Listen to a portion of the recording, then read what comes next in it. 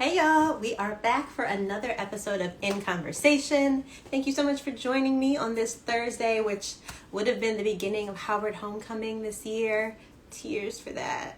But hashtag can't cancel homecoming, so I'm still repping Howard as I would. I have a little bit, I went a little extra on the look today because that's just what I would do for homecoming. Homecoming's a little over the top, at least for me, fashion-wise. We don't just wear any old thing. You're going to homecoming. We're going to Howard Homecoming. So I am wearing, these earrings. Actually, I got these from my mom when I was home last time. She went through her jewelry. Thank you, Mom. Shout out to you. Appreciate it.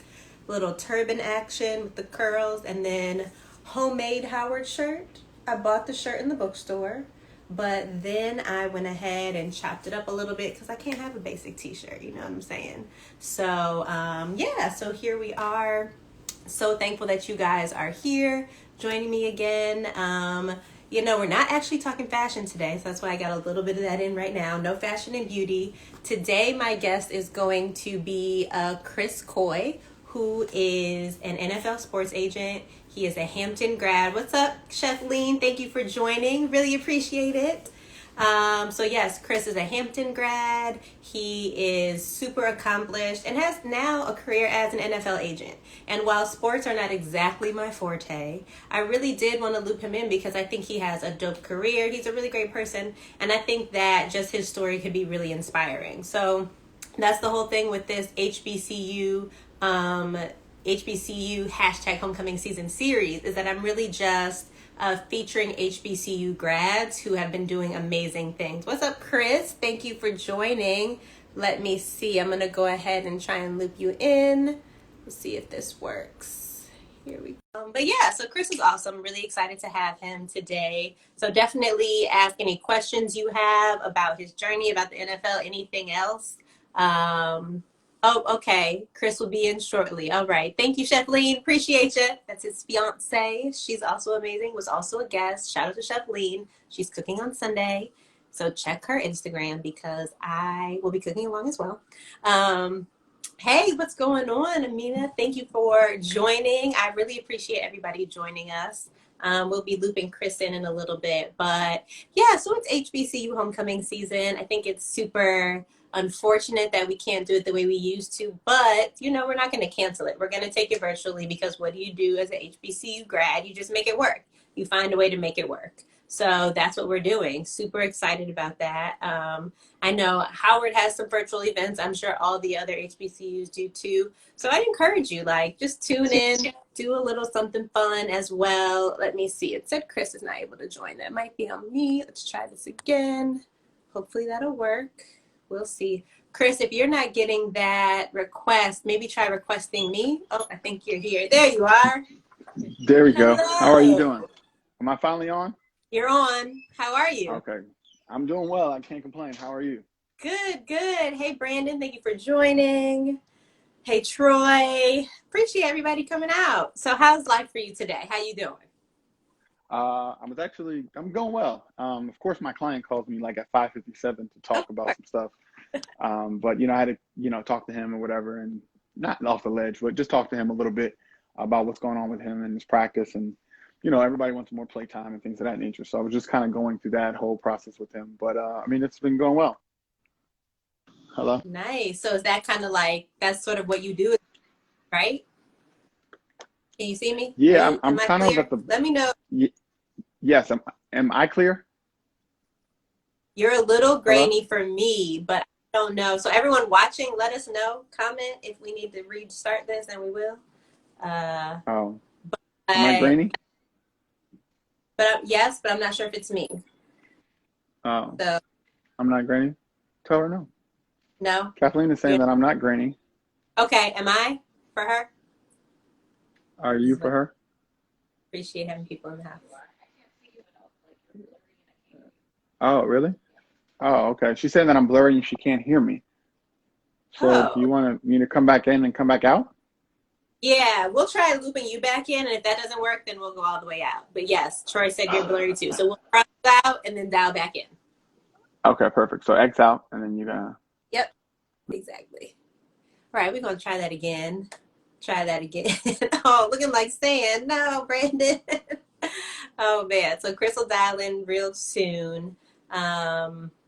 But yeah, so that's who's my guest. So we'll hear about his journey, and really just how he became an agent, what it's like to be an agent. I don't know much about that world at all, so I will be learning things. Definitely ask questions if you guys have questions.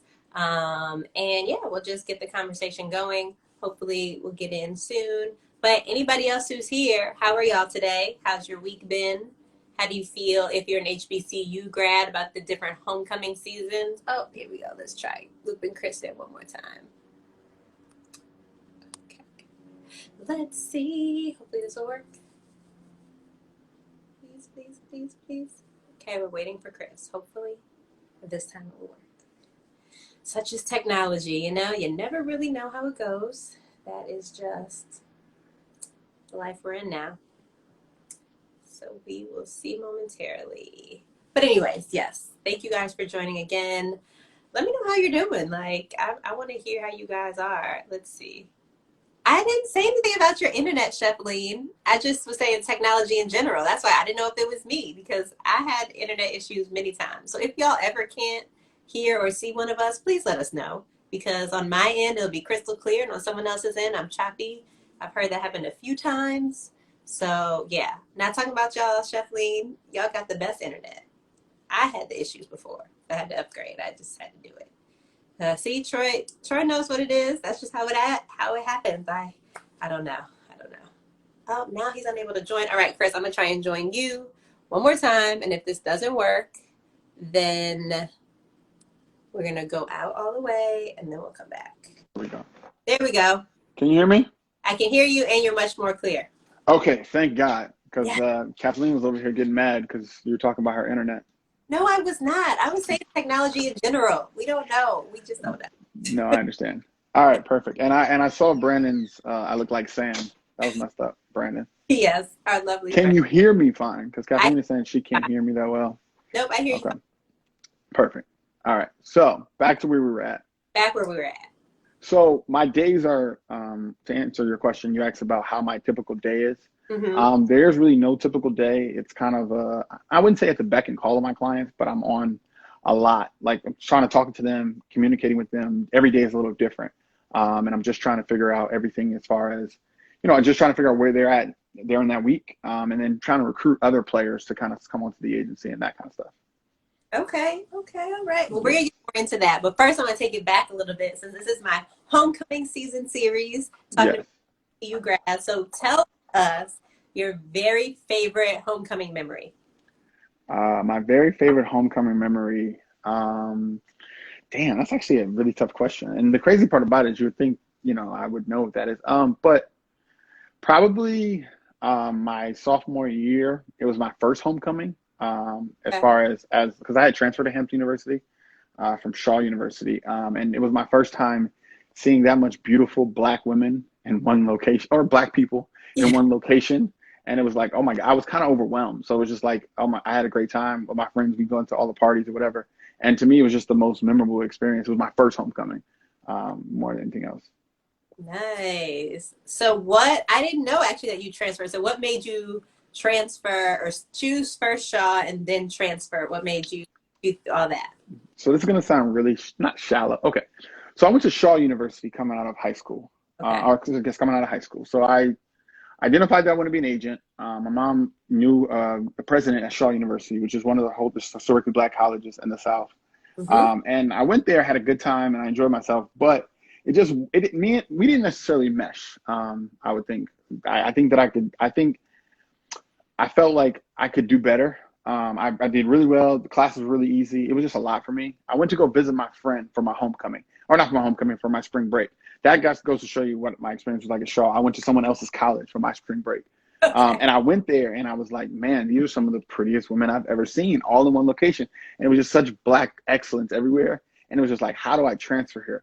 So I came up with the theory that I was a business management major at Shaw University. And I knew that I found out that Hampton had a sports management department.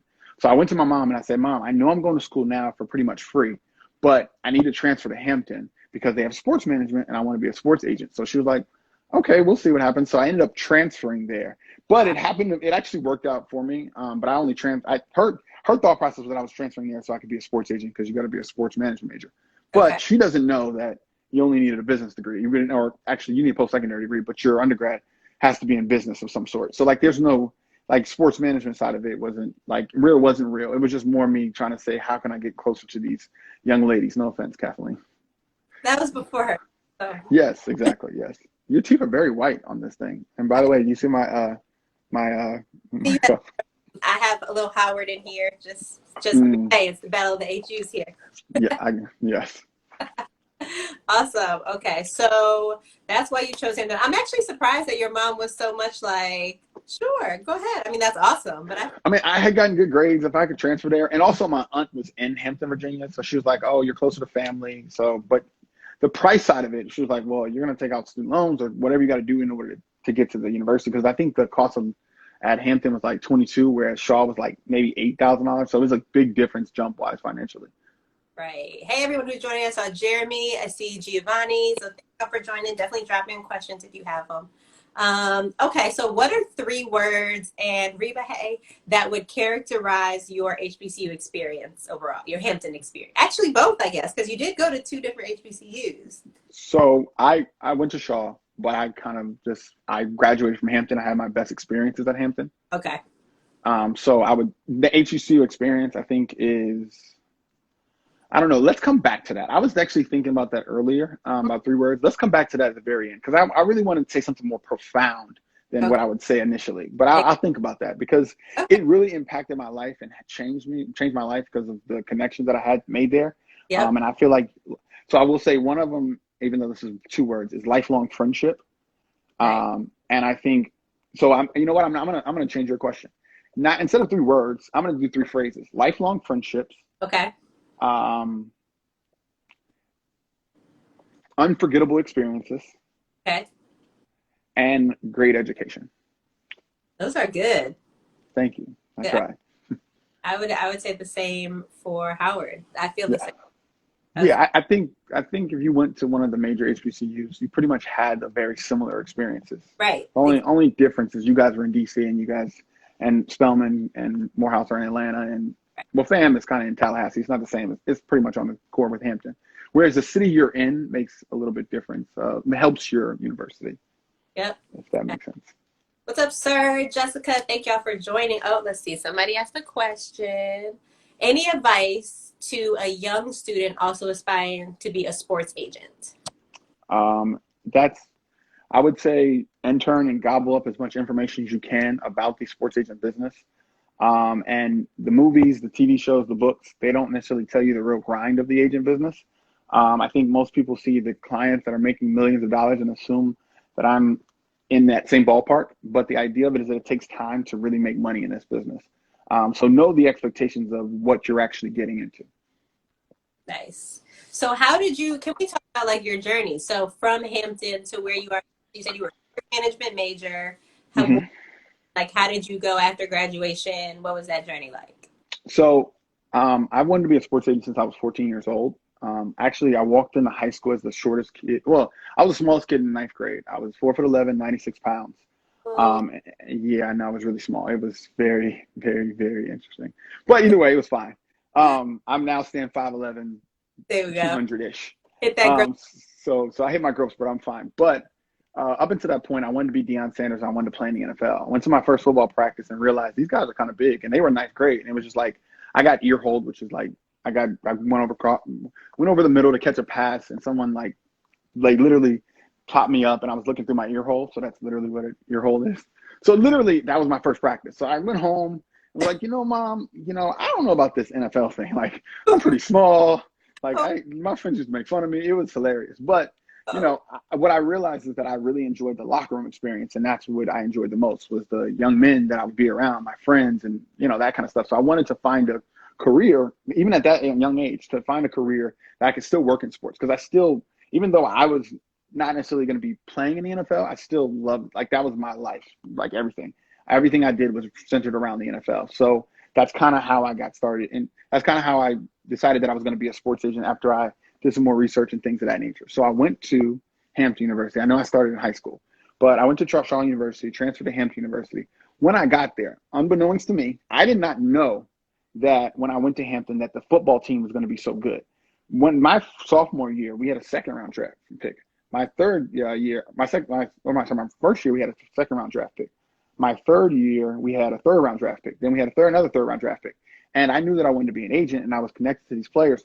So I was helping them with their agent process. So that's kind of how I met and built relationships with agents. But what I saw a lot of times was that a lot of the agents were kind of coming in and offering non-tangible services to young Black men.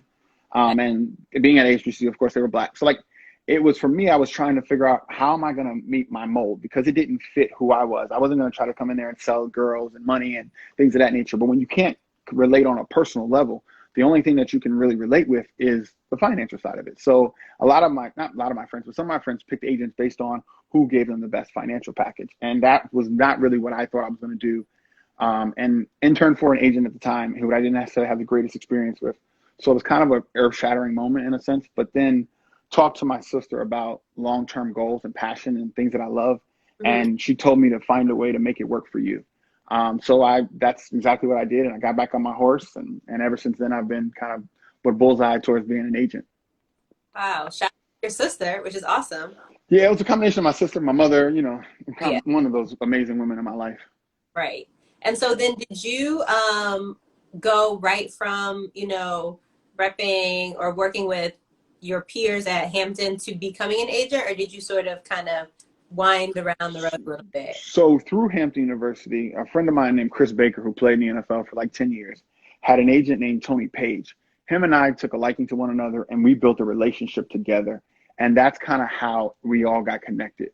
Or that's not how I got, that's how I, like, that was my first agent in the business, or the first agent that I was like, was mentoring me, if that makes sense. So he was my first mentor. And so as an NFL agent, it requires a post-secondary degree. So I couldn't just go from Hampton to trying to be an NFL agent. I had to go to grad school. So I ended up going to Georgetown for graduate school.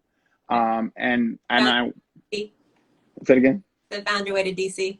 Yeah, yes. Like, listen, DC, listen, I'm trying to get Kathleen to move to DC. I love DC. So I'm never going to say anything ever bad about DC. But needless to say, when I went to Georgetown, I went there during I think it was 2011, if I'm mistaken. And the NFL had a lockout at the time. And it was, they weren't certifying any new agents. So basically I was saying, you know what, I have a decent amount of student loans. Want to keep these student loans in deferment because I don't want to be, broke out here. So I basically kept those in deferment and ended up taking only 2 classes. So I had a lot of free time. And in a Georgetown class, I learned that 78% of NFL players and athletes have financial duress, a couple years after their career and things of that nature. And it's either financial issues or marriage issues and all these other issues. And for me, I felt like finance was one of the ones that I was like, man, I could actually learn that and teach that and help. Yeah. So that's actually what I did. I ended up going to work in a bank. And in that bank, I met my investor, my first client, and an athlete investor. So like, literally, that bank was everything for me. Shout out to PNC in Rockville, Maryland. My manager was amazing. I used to take 3-hour lunches for clients, and she didn't care as long as I hit my numbers. So it was actually worked out really well. So that's kind of how I started. And that's why I tell people all the time, like, I wanted to be an agent, wanted to work for a couple different agencies, but what ended up happening was I ended up having to start my own because nobody was hiring a person without a client or without someone that you brought to the table. Because the idea of it is that they don't know that you're going to, be proven enough to be an agent. So that just wasn't my experience. So I ended up starting my own business and kind of going from there. And my first investor was PNC because they were the ones that kind of, helped me funnel pay for those road trips and things of that nature. Yeah, that's awesome. That's a very yeah. I feel like I said a lot, but there's a lot in there, and I kind of skipped over some details. But yeah, I mean, I appreciate that you, you kind of saw it was 2 things. One, like the NFL had a lockout. There was challenges in terms of being certified and people not really signing agents that don't have clients. So you kind of made a way for yourself. You're like, if I can't do this thing right now, what else can I do that will also help my business? And so I hope that you decided. I didn't know that was the reason you worked at a bank. I thought it was like, well, I have some time. Let me just. No, that's everything. Awesome.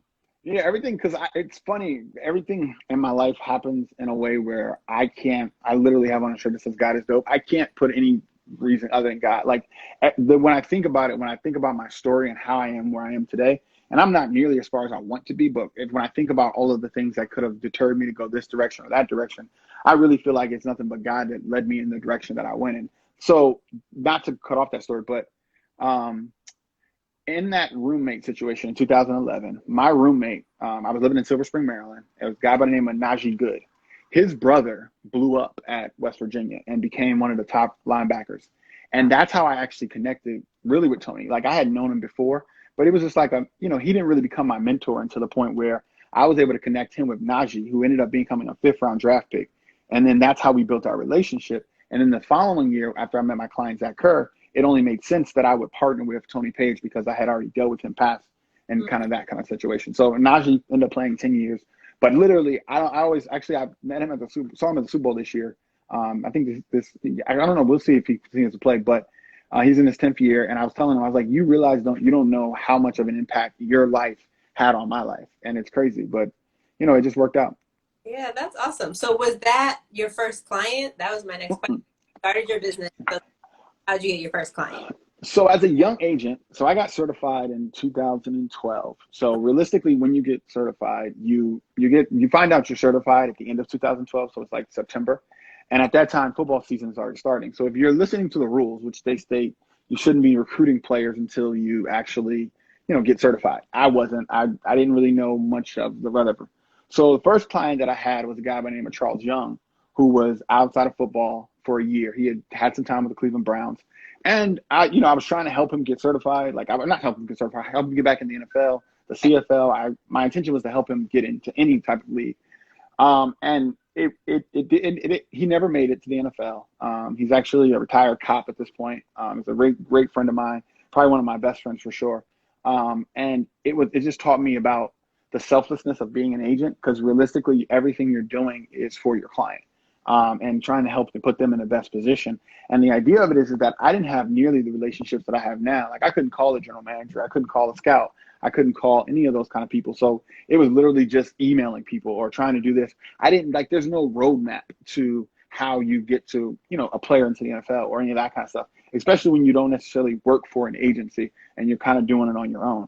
So, it was amazing. Like I shout out to Andrew Goodman. He was my first investor.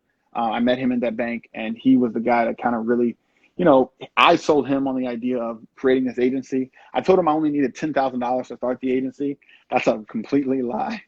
I didn't know that, but at that point in time, I didn't necessarily know a lot of research. So like when I said earlier about people should do their research, I didn't do that. I just knew that I wanted to be an agent. I didn't do the necessary research to find out, but I'm kind of glad I didn't, because when I thought about how much it took to sign a certain player and a prospect and actually become profitable in the business, it probably would have deterred me in a sense. But so I just was kind of like, yeah, $10,000. And then I went back to him the next month, was like, yeah, that's gone. I needed this and this great player and all this other stuff. So it took me a while to actually get my first client in the NFL. So literally until 2016, I was a part-time agent / part-time banker. Okay. And I was kind of doing both, telling everybody about my clients and all this other stuff. I quit that job 3 times, went back, because I figured I signed the right player. I signed Zach and in this class in 14, and I just knew that I was going to be able to make it. And clearly I had to come crawling back, and it was like, Coralia is amazing, and I love her forever because she brought me back. Because what I was good at was building relationships, and that's what the agent business is about. And I would do the same thing in banking. And the idea of it is that a lot of banks are selling the same products. What you're doing is you're buying because you like this particular person or it's a convenience. Mm. But a lot of the wealthy individuals, they just want to come sit and talk tea. I've been talking football and all types of stuff. So the conversations were natural, and she really liked that. So she allowed me to come back. That's awesome. Hey, everyone who's joined, thank you so much. I saw Allie, I saw Rick. Yeah. Thank y'all for joining. If you have questions, drop the comments or the question box. Yeah. How many people are in here now? Because it says 6 on mine. Yeah, that's what it says. But people keep popping up. So I don't know if people are in and out. But it literally says 33 Allie and Dot Thrash and 33 others joined. Yeah. So no, Instagram something. Nah, okay. Doesn't matter. Like I said, I've never done Instagram Live, so for me it was just like I've been on Kathleen's Instagram Live, but I've never actually went live from my own phone or like my Instagram. So this is my Instagram virginity breaking actually live. Yeah, this is the second week in a row. My guest last week, it was their first one too. Except me, baby. Kathleen said people come and go except me, baby. Except her, she's there all the time. Oh my gosh. So it was interesting when you were saying back at Hampton, you started working with just the players who were there. And I felt like I had, oh, let's see. Someone just said you're welcome.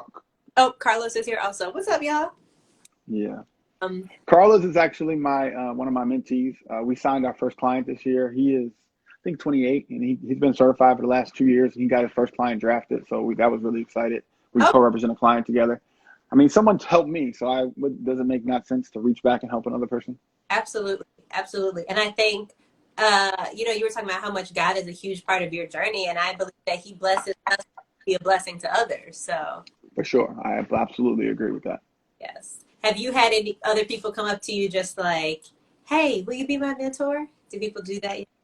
I get a lot of, so I was on this thing called Earn Your Leisure, and Earn Your Leisure is extremely popular, especially in the New York area. These guys literally blew up. Like literally 2 years ago, they were nowhere, and now I think they were speaking at like Diddy's conference, and my boys on Miami and on the beach, and like just living a great life for like they've literally quit their jobs and like they're focused on this primarily. So it's just like amazing. But Right. they get a lot of subscribers, and I spoke on their podcast. I was actually going there just to meet them, and like it's crazy. One of my mentors in a different industry was like, hey, you should just go meet these guys. So I was going with the intention of watching them interview someone else. Just to, I didn't think, because the week before I came on, there was a guy by the name of, I forgot his exact name, but he worked for Diddy. He had been working for Diddy for 20 years. So Okay. he had seen all the Bad Boy and all that. So like, I felt like I'm completely unqualified to be on this podcast. But evidently, the person that they had on there, he couldn't make it. So they were like, hey, you want to get on? So I was like, 5 minutes, I'm literally walking outside. I was like, do you want to get on this podcast? And I was like, yeah, I guess so. And it got like 50,000 views and all this other crazy stuff. And it was just like, yeah, so I do get a lot of, that's a long way to say I do get a lot of DMs and stuff like that. And I can't respond to all of them. And my clients and friends always try to put me out there more because as a young agent and stuff like that. But, I just kind of focus on, to me, I feel like as much as I've accomplished and things of that nature, I'm still, I haven't satisfied myself into my own expectations. So until I get to that point, I'm, going to kind of stay behind the scenes and out of the spotlight. Yeah. Okay. So which is, it is what it is. Yeah. So me not being super versed in the agent life, Mm-hmm. my reference is going to be Jerry Maguire, right? Mm-hmm. So I'm just curious, A, did that movie have an impact? B, like how much of that is like real life? Like, yeah, not really. That is definitely an impact on my life. It was definitely a glamorized version of our business, but there are some elements that if you know what you're looking for that are in there that you can kind of pull out and be like, damn, that was real. Yeah. I mean, one of them was he lost the number one overall pick, which is like not a no-no, but it's like the craziest, because the number one, like every year agents, we have clients in the NFL, but all you're doing, well, not all you're doing, but you're constantly trying to build up that nest egg of, so like I have 7 clients in the NFL. So the goal is to build that to 8, 10, 12, 14. So you're always constantly in the draft. And first round determines where a guy gets drafted, but it also like helps you with your name, reputation, and things of that. And it's like, there's a lot of things about that. So, but he lost that number one overall pick, which is crazy. I've never seen it happen, but it was very dramatic. But I just know that like losing clients not come and go, but some clients are going to come and go. Right. And I think that, essentially what you have to do is kind of, try to go after a core set of guys. And life, this business literally can kind of tear you up and down. I mean, my mom always says that I never do any work and I can do whatever I want to do, whatever. And that is true. There are some benefits to being able to, be an agent and work on your own time in that capacity. But by the same token, there's a lot of, I'm always constantly, so what you're doing is, I was talking to an agent about this yesterday. And basically what I was explaining to, what we were talking about was, when your clients are in the NFL, what you're doing is playing defense, right? So like you're trying to prevent other agents from trying to steal them and all that kind of stuff. So you're playing defense. Yep. When you're out of the NFL and they're not on rosters, you're playing offense. So you're trying to get them jobs and trying to get them signed, all while trying to recruit players for the next year's draft class. So it's a lot of calls, conversations. I mean, it's getting people to trust you. Being young is not necessarily an asset initially. Initially it is, because they're like, damn, he can hang out with me and be cool. But when it comes to negotiating multi-million-dollar deals, until you've proven that you can do that, it's kind of an inhibitor. It's like, man, can he really do that? Because what they'll do as other agents, are we competing after these, the NFL has 1,900 NFL players.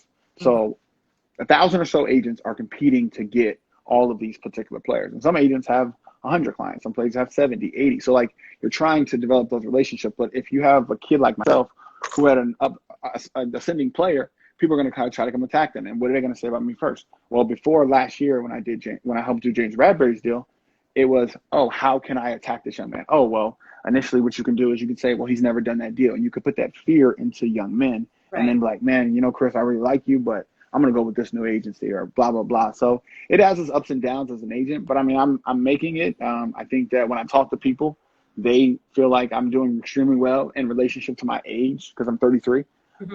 So most agents are in their 40s and 50s. So that's kind of like, I was told by an agent a couple of days ago that you don't really hit the prime of your career until you're in the 40s. So it's just amazing. Stopping to show some love, support, keep up the great work. Yes, stopping to show some love, keep up the great work. Give Carter and Mac. What's up, y'all? Thank you for joining. Dang, I lost what I was gonna say. Oh, sorry. How does it go? I guess sort of, can you take me through the whole process? Like when you first see someone that, a player you think you want to represent, and then like what the whole process, or even like the ideal process, like okay, so let's talk about James Bradbury, right? James Bradbury is now, with the time the deal, he was the third highest paid cornerback to ever play in NFL history. Plays for the New York Giants. I got connected to James Bradbury because I was told by a scout, so the NFL side of it, you have the coaching tree, which is like the offensive coordinator, receivers coach, things that you probably don't necessarily know, but I'm kind of explaining. So you're just going to nod your head and say yes. Good, thank you. Got you. So the coaching staff, yes, you have that side. You also have the personnel side, which are scouts, where you have the general manager, national scouts, area scouts, director of college scouting, things of that nature. So those scouts, you develop the relationship with them, and then they'll let you know, hey, listen, Stanford has a cornerback that I think could go in the third or fourth round. See how you can get in touch with the kid. And I try to call his high school coach, try to call all these players, do reverse lookups to kind of try to find his mom's number. And then I was like, you know what? I'm just going to see if this kid's on Facebook. And I sent him a message and was like, hey, I'm Chris Coy, blah, blah, blah, and so on and so forth. We met, we hit it off, and I ended up signing him. And he ended up being a second-round draft pick. And that literally was the changing of, because at that point I had some guys in the NFL, but they weren't drafted. And the draft is everything as a young agent because you're trying to get players in the league. And the way that you prove yourself is by getting guys drafted. So he was a second-round draft pick, and I had Jerome Adams the same year as a sixth-round draft pick. So it actually worked out pretty well in that capacity. But it was literally through social media. But as far as what I'm not telling you is, so what you're doing is you're investing in the young man, right? So the way that you invest into this young man is saying, hey, listen, you're coming out of Stanford University, which is a small town in Birmingham, Alabama, and you're trying to get to the NFL. What you're trying to do, this is going to be the biggest job interview of your life. So I'm allowing to help him through this job interview process. But what does that include? That includes paying for training, housing, stipend, all that kind of stuff so that he is in a comfortable space to perform at the best of his abilities at the NFL Combine. And then that's kind of how he can kind of rank himself. The best way for me to explain the Combine is like the SAT of college, right? So that's a standardized test that you can put everyone on one level. Now, granted, there's a lot of flaws within the SAT. There's some smart kids that did terrible. Then there's some great kids that did amazing. It's like, so that there's a lot of flaws in the Combine testing, but what it does is it allows everyone to get on one platform because you have all these players coming from all the based on the standardized test. So that's kind of what the SAT is. It's like the SAT of the NFL. Right. So how you do based on that, along with your film, along with the character and how you are as a person, all that kind of stuff, determines where you get drafted. Got it. Okay. So then have a client, they get in the draft, they've gone in whatever, we'll say second round, like you said. So then what's your relationship with the player after that? Well, you're negotiating their contract, but you're also helping them. It's literally transitions, right? Like I'm helping a college kid go from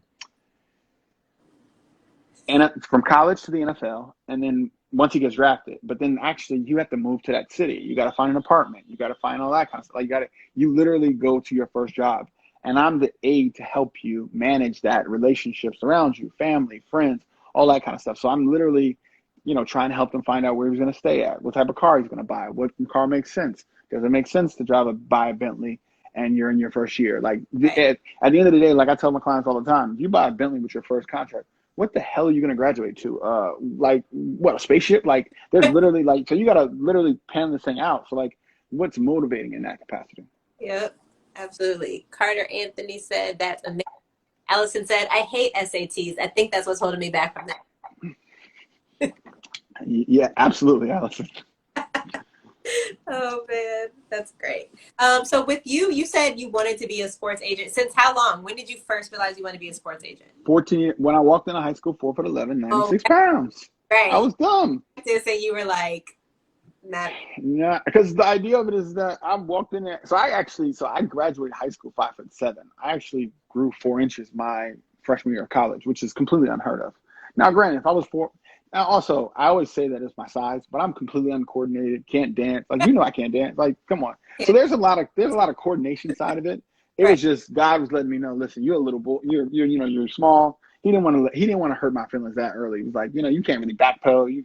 You could tackle, but you can't necessarily look as polished as a lot of NFL players would look. So my dream came to a screeching halt up until that point because I've always been a very motivated kid. Like if you'd have talked to me at 5 years old, I was gonna be Deion Sanders, and 6, 7, Deion Sanders, Deion Sanders, Deion Sanders. Then I got to the NFL, I was like, maybe I'll be Jerry Maguire because Deion ain't gonna work. So Exactly. they love everyone knows that I can't dance. Of course they know that.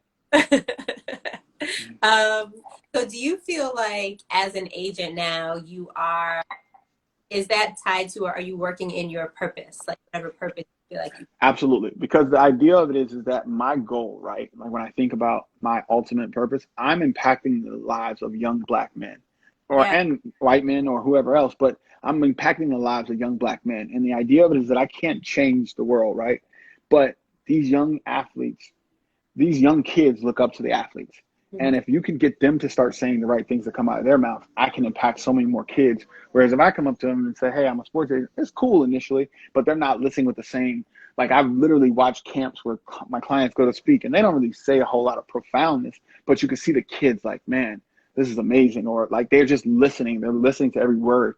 And if they're saying the right things, then I can impact and help other people, if that makes sense. So to be honest with you, yes, I do feel like I'm working in my calling. And for me, it's that I get a chance to impact young men. I ask people all the time, what would you do for free? There are things in the agent business that I absolutely hate, but I would still be an agent. I'll probably be an agent until I'm 70, 80 years old or whatever the case. Like, I don't know at the same capacity, but like because you're literally, I love the fact that I get to impact the lives of young men. And if there was no sports, then I'm sure I'll be a teacher or, I'm just doing it at a different level and I'm, being a mentor in that capacity. It's the same thing with Carlos, right? Like Carlos is my mentee. It's a situation where if I can't help this young black man that came from this background, like why do I, you know what I'm saying? And by the way, I'm not racist. I help white people too, but I'm just saying the people that look like me, because I know that there's systematic racisms against us. And so it's harder for us to do whatever we got to do. And in addition to that, from either the communities you come from, like there's a lot of people that want to pull you down and things of that nature. So for me, it literally is my life's work. So yeah, for sure. And talking about systematic racism, NFL, I saw that they have this initiative called Say Their Stories, which I think was born out of the reawakening with this Black Lives Matter movement, where players essentially are picking, or there's one victim that they speak about, blah, blah, blah. yeah.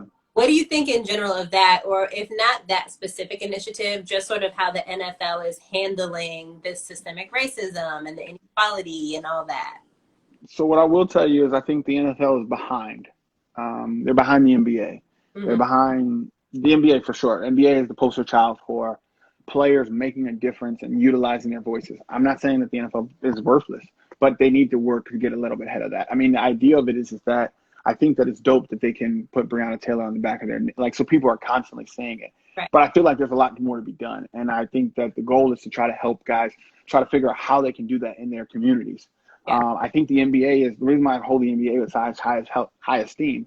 And I understand the difference, right? So the NBA is a player-driven league, whereas the NFL is all about the shield and about the league itself and about the players are important, very much so. But the NFL, it's not about, like, Dak Prescott is a great quarterback, and he got hurt a couple of days ago. But if Andy Dalton takes his team to the Super Bowl, people are going to forget about Dak. But the idea of it is that they're not going to have the same reverence for him because you're replaceable in the NFL. You're literally one injury from your last play, and there are so many people trying to come after that position that they will replace you. Whereas LeBron James is LeBron James. There's not a lot of people in his stratosphere. Yeah. And in addition to that, it's a player-driven league, and you have smaller rosters, of course, so your players' voices are heard more. Whereas in the NFL, there's 53-man rosters that come from all these other different cultural backgrounds and things of that nature. So you do have a little bit less of a voice. But I feel like if the leaders in the NFL, and that's why I think that it was so powerful with Patrick Mahomes and Michael Thomas and some of the stars of the NFL to talk about Breonna Taylor. And that's when Roger Goodell started to listen. So they are making progress, but they're not where the NBA is at. And they can still do more. And I think that they should do more in their initiatives because there's a lot of, racism in this world. And in addition to that, there's just a lot of stuff that, Black people got to educate themselves, and you got to allow the people around you. And it's, it's a long conversation for sure. Yeah, definitely. I mean, in any industry, it's very in-depth and it's a lot. Yeah, for sure. Carter Anthony's asked, can you touch on if there are any other young 30s Black agents out there that are on your level? I'm pretty sure I know the answer to that. Can you touch on why that is? There are a lot, actuality. So this particular draft this year was an amazing draft for Black agents. There was Nicole, who had a first round draft pick. I'm sure you guys, I think her name is Agent Nicole Lynn. There was David Muguleta, who had a first round draft pick, Demarius Bilbo. I think there was a Javon Barnes. There's a number of, I think it was 5 agents that had multiple draft picks that were in the NFL. So we're making strides. And there are agents, I don't know if they're as young as me. I think Nicole may be my age, or she may be a year younger than me, and she's doing really well. And she's kind of came on the scene, amazingly, and put herself out there and is doing really well for her clients and stuff like that. There's a few other agents that are maybe 3 or 4 years older than me. And Tory Dandies, the David Muguletas, the Demarius Bilbos. There are guys that came before me and that are doing really well for themselves. So our agent, I know that's 5 guys, but that's kind of the people that I would say that in the area. And realistically, I need to pick up my game to get in David and Tory's and all that kind of stuff. So it'll come. It's just taking time. And they also are at bigger agencies, and I kind of started as an independent. Mm-hmm. So I've kind of was able to have a little bit different track record than them. Because if you're working in an agency, it's a little bit easier for me to say, hey, I have X player, and I think he can get this contract because my boss negotiated a contract for this guy or that. Whereas I kind of started off independently, where it was just me. And it was like, hey, listen, I'm going to get this deal done. I'm going to do that, and kind of that kind of situation. My mentor definitely helped Tony. But initially after that draft class, it was, kind of starting on my own and all that kind of stuff. So it's a different road for the independent side of it. But also you got to realize I own my equity, like I own my agency, whereas they are, no offense, employees within their agency. Mm-hmm. Yeah, absolutely. Are there any particular challenges you feel like you faced because you are a Black agent in this work? I mean, in this. I think now, so or age, sorry. If you would have asked me in 2019, I would have told you, well, not in 2019, 2018, I would have told you that being a Black agent is, you got to be just as fast, and not just as fast, just as good as the next agent, but you got to really knock it out to be a successful Black agent. Mm-hmm. But what I will say to you is 2020's changed things. Like I told you, 5 NFL, I'm a free agent, right? I haven't signed with any agency, and people are trying to talk to me or whatever the case may be. And there's an agency that's all white, right? And now they're trying to come get a young Black kid. Yeah. And it's because of the success of these agents that are doing really well, it's damn, that's the next trend. And your clients are becoming more and more self-aware. But I remember back when I was coming out of college, and I won't say this player's name, but he said, bro, I'm going to sign with a white agent. I was like, why? And he basically was like, I just don't trust a Black man. He said, Black men have screwed me over my whole life. Let's give the white guy a try. And I literally, at that point in time, had to literally go through and educate him and all that kind of stuff. Now, granted, he still signed with the white agent, and it was just but at that point, we weren't where we are today. That was in 2012 or 11 or whatever. It's 10 years ago, the agent and being a Black agent was something that you had to do, and you had to do extra. And now, not to say you don't have to do extra now, but back then, it was a situation where I think the Rich Pauls of the world, which is LeBron James's agent, the big agents that are doing really well and doing phenomenal for their signs, is giving more and more opportunities to young Black agents, if that makes sense. Yeah, absolutely. So how has the pandemic affected you and your Did you see me on my I had my oh I don't have it with me, but I had like my mask on yesterday and yes, I I had the white thing, clear thing. are you going So to I think say it? yeah, I was going to recruit. That's what recruiting looks like in 2020. I mean, you got to protect yourself. You got to do all the necessary things. I mean, I literally can say that I'm, risking my life per se to go recruit players. But I mean, no one else is stopping. And the idea of it is that I can't be left behind in a sense. Yeah. So I kind of, and we've talked about this before. Like I'm at a different phase with the disease, and I respect it, and I try to do everything I possibly can. And I tried to take time in between. New York has lifetime, like not lifetime, but rapid testing. So we can get tested the same day and Yeah. get our results back. So that's something that I'm, doing more and more just so I can make sure that I'm safe for Kathleen and, all the rails for my friends and stuff. So I definitely am trying to do the necessary things. I'm becoming way more, back in the day, like there was people that was like, hand sanitizer, everything. Like they were very, very cautious of that kind of stuff. Now I'm becoming that person. So I think I used hand sanitizer about 15 million times when I was gone in Oklahoma because I was like, I'm not going to go home. And can you imagine if I brought Kathleen back COVID? Oh, hell no. That- No, no, no, not at all. So So, what about in the beginning? So this really, I'm trying to think. COVID really kind of hit, if you will, like March, like mid-March, yes. not far from the draft. So that Yes. place going to the draft, or was that like a real big shakeup? It was a real big shakeup because a lot of guys didn't get the same opportunities that they would have got in another year because Mm, so we were able to get they were able to go through the combine. So the combine was right after that, 2 weeks later, that's when the first NBA player got it. And for me, that's when COVID started, right? Like I'm sure other people know other times, but for me, when the NBA player got it, I was like, dang, this is just an old person's disease. right. This young people can get this. So that was actually fun, not funny, but we were actually going into free agency that week. And to kind of go back in the story about James Bradbury and him negotiating his contract. So that was when he was no longer a Carolina Panther. He can now go and not meet with, but other teams could bid on his services. Okay. So normally in a normal year, that's always done virtually and you can always do it over the phone and stuff like that. So we were able to get the contract done. That's fine. However, he wasn't able to get his physical because of the New York shutdown until June or July. I think it was June, the later part of June. So realistically, he had signed a 3-year, $45 million contract with $32 million guaranteed, but it hadn't been signed. So if he was to get hurt in March, April, May, that could have jeopardized his contract. So it was just like, hey, I was talking to him quite a bit because that was a huge deal for me as an agent, as a young agent. And I think that was really important for me. But in addition to that, it was definitely very scary because there was so much unknown. And because New York was shut down and New York was going through the pandemic, it was just a lot to deal with. So he had to kind of wait until mid-June. So it was like, hey, brother, you better work out in the pool. Like, you can't hurt yourself in the pool. Just don't try. Like, so it literally was like, hey, he's like, man, I think I'm going to chill for a while until, we works it out. But we ended up getting it done. I think we got it done, early part of June. And he was able to get his money, and now he's doing really well, and hopefully he can make a Pro Bowl this year. So we're really excited about that. But to answer your question, as far as the draft is concerned, a lot of those guys missed workouts. They weren't able to do everything. They were doing everything virtual. So the NFL literally went virtual in a month. And it was like a lot of the older guys are still in the business, 50, 60. And you know how hard it is to teach your parents how to do Zoom and all that stuff. So I'm sure on the team side, there was a lot to do with, for sure. Right. Absolutely. So what now that we're back and we're, like you said, maneuvering in this new space, like Yes.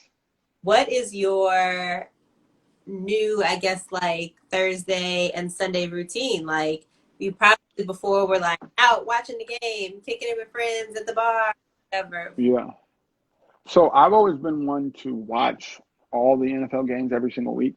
Mm, So what I do a lot of times, so I have the NFL Sunday ticket and I have two logins now, and I was able to use a computer and my iPad. So I'm literally watching, if you watch on Sundays, I posted sometimes, it was like 10 games at a time. So I'm constantly watching, and then college football, the kids that I'm recruiting is on Saturday. So what I'll do is I'll watch a lot of those games, but then I'll record them. And then throughout the week, I'll watch them and kind of text the player and say, oh, you did a good job, or, hey, how do we work on this? Or, it's a great game, or that kind of stuff. So like, it's constant football. Kathleen tells a joke that she didn't realize that football started in August and didn't end until February, January, and then you basically got to get the combine. The NFL has become a full year-round business, Yeah. so it's constant. But yeah, I've never was one to. I would go to a bar every so often, but I can't really watch it the way that I'm intently watching, because I'm not just watching the game. I'm watching an individual player and how they're playing and their body movements and that kind of situation. So it's because they're going to ask you like, oh, how did I play? And they need you to know, oh, well, that second play in the third quarter when you gave up that touchdown, your footwork was a little off, or everybody's a little different. So yeah, it's definitely it definitely impacted the fan per se, but it's still my business, so I still got to watch it on a different level. That makes sense. So how do you keep yourself kind of like going, evolving, growing in this whole industry? I know one thing, it sounds like even just watching all those games kind of keeps you up on everything. Yeah, no, I mean, I've got a up personality. You will attest to the fact that I'm pretty hyper and that I'm constantly on the go and always looking to do something. I think it's not being satisfied. Like I told you before, I've accomplished some as a 33-year-old. My goals are so much farther ahead. Like, so it's just like I'm constantly trying to get to that consistent level and get to that level and I'm sure once I get there, there'll be something else to kind of accomplish. So I think it's constantly focused on my goals. I now on my phone, if you look at it, it has my 5 goals for the season and personal life and family life and, church life, all that kind of stuff. So like kind of constantly reminding yourself that you have goals and aspirations and things that you can't just sit around and watch. Like there was times where I could do that, but not now. So yeah, I think that's kind of if that answers your question, it's just constantly, realizing that there's a bigger goal at hand. Yeah, that makes sense. Shoot, what was I going to say? So I guess you said you had these goals and you're not satisfied. What's up to everybody still joining? We appreciate you. If you have comments or questions, drop them in there. But what are some of the things? Can you share like future 5-10 years? Where do you want to be? So I want to have a consistent streak of multiple first round draft picks. So I think it's now at 17. I think Joel Siegel's got it at. So that's consistently going after the top prospects, going after winning the top prospects. Mm-hmm. So that's one of my goals one of my goals is now. So James was number 62, Jesse was 50, and Cody was 38. So those are the picks in the draft. So my goal is to get above 38. Now I got to get to 32 or 30 or 29, all those kind of things. So my goal though is to get to the first round, which is Cody was 6 spots away from the first round. And I can't change and go back anything or whatever. He's in a great situation, really happy. But the day of, I wanted him to go in the first round because that was my goal. So now it's just finding incremental goals within those goals. So it's like staying consistent, but that's the key, right? The key is being consistent in my recruiting, consistent in my client relations, consistent in the things that I'm doing and kind of creating that plan. Whereas before, as a young agent, you really don't know what you're doing. You're kind of just all over the place in a sense. Until I built that consistency was when I started to experience levels of success. So I think that my goal is to constantly be consistent. Yeah. But in addition to that, it's to, I would love to sit back at 40 and make $1 million. Like, that's great. Like, I know a lot of the guys that work in this business that are doing well like that. So, but I think that money has never been like, so I have, everyone has debt. I think that's motivating. But it's also somewhat scary because when you meet people, you may think they may look at you like, damn, you got a decent amount of student loans or any of that kind of stuff. So I think that it just, for me, it's to pay off things. But in addition to that, being one of the best sports agents in this business and clients, really like you, and have good relationships with you, and seeing their success off of the field is also really, really important to me.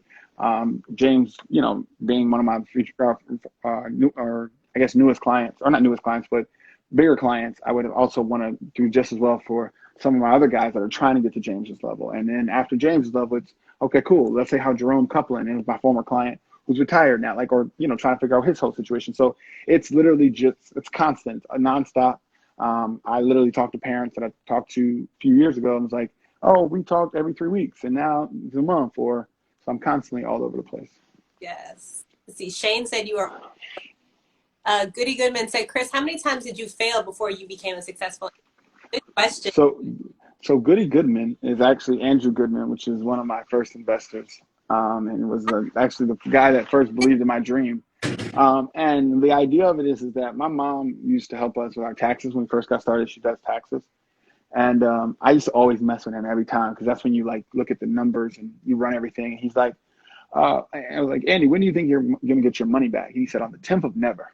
So he's been saying that for a while. But recently, within the last 3 years, he's like, oh, I'll get it back. Like he's encouraging and pushing me for it. But it took a long time. So it took a while to get my first guy drafted.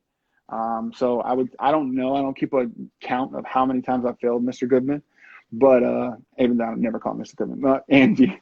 But I know that I've failed, quite a bit. But I've been doing pretty well for myself recently. Yeah. Were there any particular instances, failures, if you will, where you really learned something? And also time, just so you know, we have about 4 minutes left. Just so when Oh, okay. 2 minutes. But yeah, Got you. anything where you really learned a lesson, any of those instances? Um, I learned a lot of lessons. Andy always talks about when you're first in your first business, you're always about getting kicked in the teeth. Like that's kind of how it works. As far as you're getting in your first years of business, you're learning a lot. Yeah. But I know how to do everything, right? Like, so whereas some of the other agents, they know how to recruit, they know how to sign players. I know how to run a full business. I know how to tax. Like I know everything about the elements of the business. Yeah. So, but it's through failing, right? It's through investing in the wrong players. It's going after guys that won't be projected to go in the top 3 rounds. It's, paying too much for a training package. It's kind of putting clients in bad situations in terms of where they're going to go train at and stuff like that. So it's a lot of different, there's a lot of different quote unquote failures. I think meeting scouts, right? So like that's a very big part of the agent's job is to meet scouts that know what they're talking about, that you can actually build relationships with, because all you have as a young agent with no scouting relationships is what's on the internet. And there's a lot of fluff on the internet. There's a lot of guys that don't know what they're talking about. They're scouting and all this other stuff. So I think so after the James Bradbury and Jarrell Adams draft, I signed a group of 5 draft picks. And if I had to go back, I developed great relationships with them, but I had missed out on a huge guy, right? So at that point in time, it was, I need to sign guys. I need to sign a bunch of guys because I wanted to continue to be that agent, right? Because I had some success with those. So I want to constantly sign guys that I think will play in the NFL and all this other stuff. And I went against my gut. And my gut was like, man, listen, you've signed 3 guys, right? And I thought, man, you know what? These 3 can really get a chance. And they all did great opportunities. And one of which is still playing in the NFL now. But the other 2 guys, not to say we're bad people, they were just bad investments at the time, because I talked to scouts and it was like, yeah, I'll listen to you, but I'm really not going to listen to you. So I went against what I know, which was, I went against the grain, which was, you're only going to sign guys that are projected to go to XYZ, because the idea of it is that you have to look at it from the business standpoint. Like I could talk all this amazing, I want to help and players and things of that nature, but at the end of the day, I'm still running a business. So the idea of it is that I need to invest in X players in order to get back a certain return or have a better chance of getting that return. Because Andy and the 10th of never, was thinking that he was never going to get his money back if I keep on investing in players that don't make it to the NFL or never get shots and all of that stuff. Got it. Okay, last question. We have about 1.5 minutes left. What education requirements did you have, or I think maybe had to meet before you became a sports agent? So in the NBA, I'm not an NBA agent, but I see it says NBA Chris. There only requires a undergrad degree. In the NFL, they require a post-secondary degree, which is a law degree, MBA, a master's of some sort. So. Okay. And you went for your master's is in what? Sports management specifically? Sports industry management, but it's aligned with the MBA program at Georgetown, but it's with a sports focus. So I take a lot of sports economics versus just regular economics. So everything I've done is kind of in sports, if that makes sense, other than the banking industry. Okay. Well, but you tied that back too. Like, you got to know your money.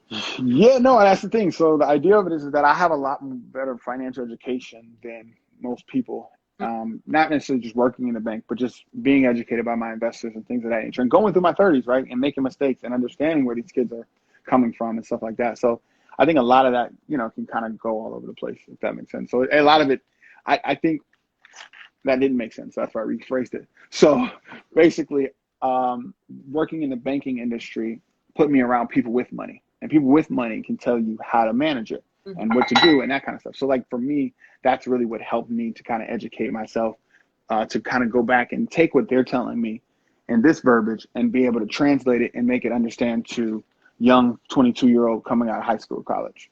Okay. Well, thank you. Time is running out. Thank you so much, Chris. Thank you. No problem.